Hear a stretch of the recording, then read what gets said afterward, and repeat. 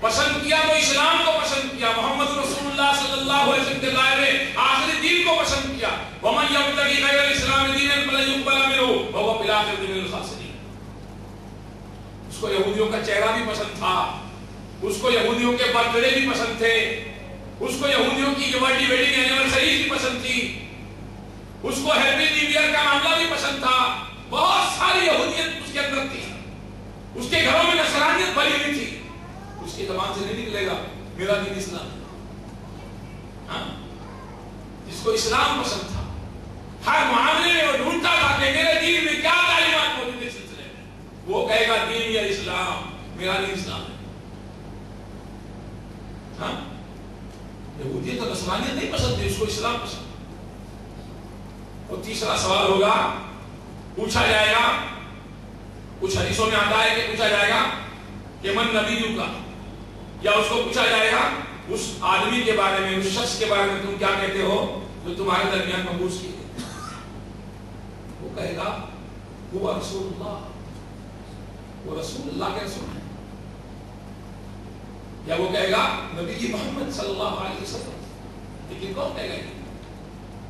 اس نے نبی مانا ہوگا محمد صلی اللہ علیہ وسلم کو، آپ کی شریعت کو آخری شریعت مانا ہوگا، جس نے سارے اماموں کا امام محمد صلی اللہ علیہ وسلم کو مانا ہوگا، نبی کے فیصلے کے ہوتے ہوئے یہاں وہاں نہیں گیا ہوگا. وہ کہے گا میرے نبی میرے رسول محمد صلی اللہ علیہ وسلم. بڑی کٹھن یہ منزل ہے. عثمان غنی رضی اللہ عنہ، جن کو اللہ کے رسول صلی اللہ علیہ وسلم نے بار بار جنت کی بشارت دی، اور تبوک کے موقع پر اتنا خرچ کیا جناب عثمان نے کہ اللہ کے نبی نے فرمایا کہ آج کے بعد تم کوئی عمل کرو تمہیں نقصان نہیں پہنچائے گا. جناب عثمان جب قبر کے پاس کھڑے ہوتے تھے تو اس قدر زار زار ہوتے تھے کہ گاڑی مبارک کر ہو جائے. اور جب لوگ پوچھتے تھے کہ ایسا کیوں، فرماتے کہ اللہ کے نبی صلی اللہ علیہ وسلم نے فرمایا کہ میں نے قبر سے زیادہ سخت منظر کوئی نہیں.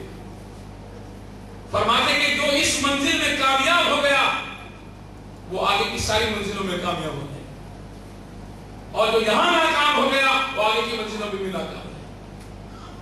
مثال کے طور پر رزلٹ یہاں آؤٹ ہو جائے، مارک شیٹ بعد میں ملے، آؤٹ ہو گیا، پاس کے فیل پتہ چل گیا، یہیں پہ معلوم پڑ گیا، سوالات کے جوابات صحیح دے دیا. اب یہاں پر ایک چیز اور، اللہ کے رسول صلی اللہ علیہ وسلم نے فرمایا کہ جب وہ 3 سوالات کے جواب دے دیتا ہے تو اس سے چوتھا سوال بھی ہوتا ہے. ہاں، اس کو سبق یاد ہے، اس سے ایک اور سوال. کیا پوچھتے ہیں فرشتے؟ فرشتے پوچھتے ہیں کہ تو نے کیسے جانا، تو نے کیسے جانا، تجھے کیسے پتا چلا، تجھے کیسے علم ہوا، ان سوالات کا جواب میں تو دے رہا ہے، تجھے کیسے علم ہوا؟ وہ کہتا ہے کہ میں نے اللہ کی کتاب کو پڑھا، اس پر ایمان لایا اور اس کو سچا جانا. آج کہا ہے کتاب اللہ، میں نے بتایا کہ دوسری کتابیں پڑھتا ہے، کتاب اللہ نہیں پڑھتا. ہماری بہنیں بھی مارکیٹ میں بکنے والی کوئی منصورہ ہے جس کے اندر دنیا بھر کی خلافی دعائیں، درود تاج ہے، درود لکھی ہے، اور کوئی اور درود ہے، اور کوئی اور درود ہے، کنز العرش ہے. وہ ساری کتابیں ہماری مائیں بہنیں پڑھتی ہیں. پاکستانی منصورہ لا، اتنا موٹا رہے گا اتنا زیادہ اچھا لگے گا. سب اس سے موٹی کتاب اللہ کی کتاب قرآن مجید، اس کو پڑھو، ہر حرف پر اللہ تعالیٰ ایک ایک نیکی اور ایک نیکی 10 کے برابر. خرافاتی کتابوں کو مت پڑھو میری بہنوں، جس سے ثواب نہیں ملے گا، تم کو عذاب ہوگا. بدعی دعائیں، من گھڑت دعائیں. آج کلام اللہ پڑھنے کا ٹائم نہیں. چوتھے سوال پر کیا کہے گا بندہ؟ تم کو علم کیسے ہوا؟ تو کیا کہے گا؟ اللہ کے رسول صلی اللہ علیہ وسلم فرمایا کہ وہ کہے گا میں نے اللہ کی کتاب کو پڑھا اور اس پر ایمان لایا اور اس کی تصدیق کی، اس کو سچا جانا، اس سے مجھے علم حاصل ہوا تو میں تم کو جواب دے رہا ہوں. کتاب اللہ سے اپنا رشتہ جوڑیں، کتاب اللہ سے ناطہ جوڑیں، اللہ کی کتاب کو پڑھیں، سمجھ کر پڑھیں.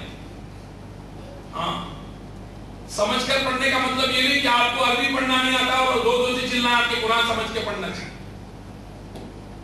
اصل جو ثواب ملنے کی بات ہے نا، ایک حرف پر 10 نیکی، وہ ترجمے پہ نہیں ہے. ہاں، کچھ لوگ بہت چلاتے ہیں بغیر ترجمے کے قرآن کو نہیں پڑھنا چاہیے، بغیر سمجھے نہیں پڑھنا چاہیے، لیکن ان کو بیچاروں کو ایک قرآن کی آیت بھی صحیح پڑھنے نہیں آتی اور مشن لے کے چلے۔ قرآن کو خود پڑھیں، سیکھیں۔ خیرکم من تعلم القرآن وعلمہ، تم میں سب سے بہترین وہ ہے جو قرآن کو سیکھے اور سکھائے۔ اس میں سب سے پہلی چیز قرآن کے حروف کی صحیح ادائیگی۔ ان کا ترجمہ پڑھ رہا ہے، اس کا لٹریشن ہندی میں ہے، اس کو پڑھ رہا ہے، اس کا لٹریشن انگلش میں ہے، اس کو پڑھ رہا ہے۔ عربی زبان کی کا بدل نہ ہندی ہو سکتی ہے، نہ مراٹھی ہو سکتی ہے، نہ انگریزی ہو سکتی ہے، نہ اردو ہو سکتی ہے۔ عربی زبان کا بدل کوئی زبان نہیں ہو سکتی۔ لہٰذا قرآن خود ہم پڑھنا سیکھیں، عربی سیکھیں۔ قرآن کی عربی جو قرآن کی جس زبان میں نازل ہوا ہے اس زبان میں ہم قرآن کو پڑھیں، لٹریشن لا کے پڑھیں، اور قرآن سیکھنے کی کوئی محنت نہیں۔ اللہ کے نبی نے یہاں تک فرمایا کہ ایک قرآن کو روانی سے پڑھنے والا، قرآن کو اچھی طریقے سے پڑھنے والا، وہ مقرب اللہ کے مقرب فرشتوں کے ساتھ آخرت میں ہوگا۔ اور وہ آدمی جو اٹکتا ہے، جو نہیں پڑھ پاتا ہے پھر بھی کوشش کرتا ہے، اٹکتا ہے، اس کے لیے 2 اجر ہیں، اس کے لیے دوہرا اجر ہے۔ کوشش کرے۔ یہ ہماری کتابوں کی زینت بنی ہوئی ہے کتاب ہے قرآن مجید۔ کب اٹھاتے اس کو؟ جب کوئی مر جاتا ہے تو اس پہ بخشنے کے لیے۔ یہ زندہ کتاب ہے، زندوں کے لیے آئی، مردوں کے لیے نہیں آئی۔ تو اس نے وہ کیا کہے گا؟ میں نے کتاب کو پڑھا اور اس پر ایمان لایا، اس کی تصدیق کی۔ ایک پکارنے والا آسمان سے پکارے گا، ایک پکارنے والا آواز دے گا، میرے بندے نے سچ کہا، اس کے لیے جنت کا بستر بچھا دو، اس کو جنت کا لباس پہنا دو، اور جنت کی طرف سے ایک دروازہ اس کے لیے کھول دو۔ رسول اللہ صلی اللہ علیہ وسلم نے فرمایا کہ پھر جنت کی ہوا اور جنت کی خوشبو اس تک پہنچنے لگے گی، اور اس کی قبر اس کی حد نگاہ تک پھیلا دی جائے گی۔ اس کی قبر کو اس کی جہاں تک نگاہ جاتی ہے وہاں تک کے پھیلا دی جائے گی۔ اور ایک بہت ہی خوبصورت شکل و صورت والا آدمی جو بہت ہی اچھے کپڑے پہنا ہوا اور بہت ہی بہترین خوشبو اس کے جسم سے آ رہی ہوگی، کپڑوں سے آ رہی ہوگی، وہ آئے گا اور آ کر کہے گا کہ خوشخبری سن لے، تیرے لیے خوشخبری ہے، وہ دن جس کا تو انتظار کرتا تھا، جس کا تجھ سے وعدہ کیا گیا تھا، وہ دن آ چکا ہے، اس دن کی خوشخبری سن لے، بشارت سن لے۔ وہ کہے گا تو ہے کون؟ کیا کہے گا؟ تو ہے کون اتنے اچھے چہرے والا کہ تیرے چہرے سے ایسا لگتا ہے کہ تو خوشخبری دینے کے لیے آیا ہے، کون ہے تو؟ وہ کہے گا میں تیرا عمل صالح، میں تیرا نیک۔ آخرت میں اعمال کو جسم دیا ہے۔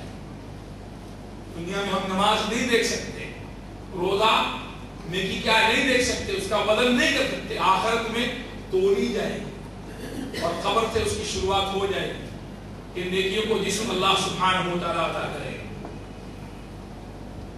اس کے بعد وہ بندہ یہ ساری چیزیں دیکھے گا، انعامات دیکھے گا، تو کہے گا اللہ سبحانہ وتعالیٰ قیامت کو قائم کر دے تاکہ میں اپنے گھر والوں کے پاس پہنچ جاؤں اور ان کے ساتھ میں رہنے لگوں۔ کہے گا جلدی سے اللہ قیامت برپا کر دے تاکہ جلدی سے میرا فیصلہ ہو جائے اور جلدی سے میں نعمتوں میں پہنچ جاؤں تو تو نعمتیں دی، تو نے دینے کا وعدہ کیا۔ تو یہ مومن بندے کا حال ہوتا ہے جس کی روح کو قبض کیا جاتا ہے، جس نے دنیا میں اللہ اس کے رسول کے حکموں کے مطابق زندگی گزاری ہوتی ہے، اس کا یہ حشر ہوتا ہے۔ اس کے برخلاف اللہ کے رسول علیہ السلام نے فرمایا ایک کافر بندے کا جب دنیا سے انقطاع ہوتا ہے اور آخرت کی طرف وہ بڑھتا ہے، اس کی طرف فرشتے جو انتہائی عجیب صورت والے ہوتے ہیں، ڈراؤنی صورت والے ہوتے ہیں، وہ آتے ہیں اور آ کر کے اس کے حد نگاہ تک بیٹھ جاتے ہیں، اور ملک الموت آتے ہیں، اس کے سر کے قریب بیٹھتے ہیں اور کہتے ہیں اے خبیث نفس، اے خبیث روح، اپنے رب کے غضب کی طرف چل، اپنے رب کے غصے کی طرف چل، اس کے غضب کی طرف چل۔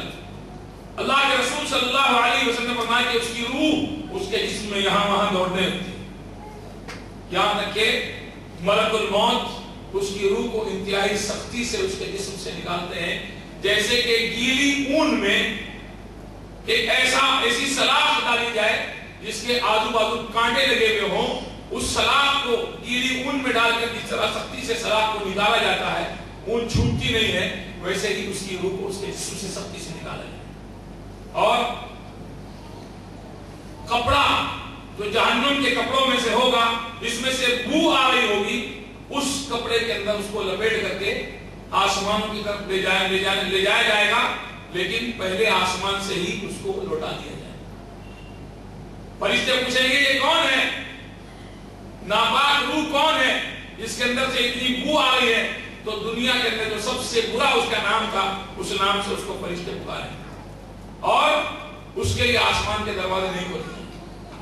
اللہ کے نبی صلی اللہ علیہ وسلم نے کلام اللہ کی آیت پڑھی کہ لا تفتح لهم ابواب السماء، اس کے لیے آسمان کے دروازے نہیں کھولے جائیں گے، ولا يدخلون الجنہ، اس کو جنت میں داخل نہیں کیا جائے گا، حتی یلج الجمل فی سم الخیاط، یہاں تک کہ سوئی کے ناکے سے اونٹ کو نہ گزار دیا جائے۔ ممکن ہے دھاگا ڈالنا مشکل ہو جاتا ہے سوئی، اللہ تعالیٰ فرماتا ہے ان کو جنت میں داخل نہیں کیا جائے یہاں تک کہ سوئی کے ناکے سے اونٹ نہ گزر جائے۔ تو جیسے سوئی کے ناکے سے اونٹ کا گزرنا ناممکن ہے، اس کافر کا جنت میں جانا بھی ممکن نہیں ہے۔ اس کے بعد اللہ کے رسول علیہ السلام نے پھر تفصیل بیان فرمائی کہ اس کی روح کو زمین کی طرف پلٹ دیا جاتا ہے اور اس کی روح کو اس کے جسم میں ڈالا جاتا ہے، یہاں تک کہ وہ اٹھ کر بیٹھتا ہے اور اس کو جب پوچھا جاتا ہے من ربک، تو کہتا ہے ہا لا ادری۔ بائی ہارٹ کرنے کا معاملہ تھا تو یہ کافر بھی بہت انٹیلیجنٹ آدمی تھا، بائی ہارٹ کر کے چلا جاتا۔ جب اس کو پوچھا جاتا من ربک، کہتا ہے ہا لا ادری۔ پھر اس کو کہتا ہے پوچھا جاتا ہے ما دینک، ہا لا ادری۔ اور پھر محمد صلی اللہ علیہ وسلم کے بارے میں پوچھا جاتا ہے تو بھی اس کا یہی جواب ہوتا ہے۔ ایک پکارنے والا آسمان سے پکارتا ہے اس کے لیے جہنم کا بستر بچھا دو اور جہنم کی کھڑکی اس کے لیے اس کی قبر میں کھول دو، اور جہنم کی گرمی، جہنم کی سختیاں اس کی قبر میں شروع ہو جاتی ہیں اور قبر اس کو دباتی ہے، قبر اس کو دباتی ہے یہاں تک کہ دائیں طرف کی پسلیاں بائیں میں داخل ہو جاتی ہیں۔ اللہ کے نبی صلی اللہ علیہ وسلم اس بات کو بتانے کے لیے اپنے دائیں ہاتھ کی انگلیوں کو بائیں میں داخل کرتا ہے۔ یہ ہوتا ہے کافر کا حشر۔ اور پھر اس کے بعد ایک قبیح شکل والا، ایک بری شکل والا، ایک برے کپڑوں والا شخص اس کے پاس آتا ہے اور وہ کہتا ہے کہ تجھ کو خوشخبری دی جا رہی ہے عذاب کی، اس عذاب کے دن کی جس کا تجھ سے وعدہ کیا گیا تھا، اس کی خوشخبری تو سن لے۔ وہ کہتا ہے تو کون ہے، تیرا اتنا خراب چہرہ ہے، اتنا برا چہرہ ہے، اور مجھ کو تو یہ بشارت اور خوشخبری دے رہا ہے؟ وہ کہتا ہے کہ میں تیرا برا ہوں۔ یہ سب دیکھنے کے بعد وہ کافر کہتا ہے کہ قیامت، اے میرے رب قیامت کو کبھی بھی قائم نہ فرما۔ تو یہ ہے میرے بھائیو پہلی منزل، پہلی منزل، اور کوئی ساتھ نہیں، کوئی ساتھ نہیں، سب چھوڑ کر کے چلے جائیں، ہاتھوں کو جھٹک کے اپنے نکل جائیں، اپنے کام کاج میں مصروف ہو جائیں۔ آپ سے بہت محبت کرنے والا آدمی کچھ مہینوں کے بعد آپ کی قبر کو کھول کر آپ کو دیکھے گا، جو آپ کو ہمیشہ دیکھتا رہتا تھا، آپ کے پاس بیٹھا رہتا تھا، لیکن چند مہینوں کے بعد آپ کی خبر کو کھول کر دیکھنا دوبارہ نہیں کرے، ختم ہو جائے گا سب کچھ۔ یہ جسم جس کو بڑے ناز سے پالتا ہے، یہ سارا جسم ختم ہو جائے گا، کچھ بھی باقی نہیں رہے۔ پہلے کپڑا ختم ہوگا، اس کے بعد چمڑا ختم ہوگا، گوشت ختم ہوگا، ساری چیزیں ختم ہو کر کے ہڈیاں بھی مٹی میں مل جائیں، اور پھر ایک لمبے عرصے تک اس مقام پر یہ پہلا جو لاؤنج ہے، سمجھ لیجیے یہ پہلا ویٹنگ روم ہے، یہاں پر ہمیں ویٹ کرنا ہے، انتظار کرنا ہے، جب تک اللہ سبحانہ وتعالی رب العالمین کا حکم نہیں آ جاتا۔ اور محشر کا میدان اللہ سبحانہ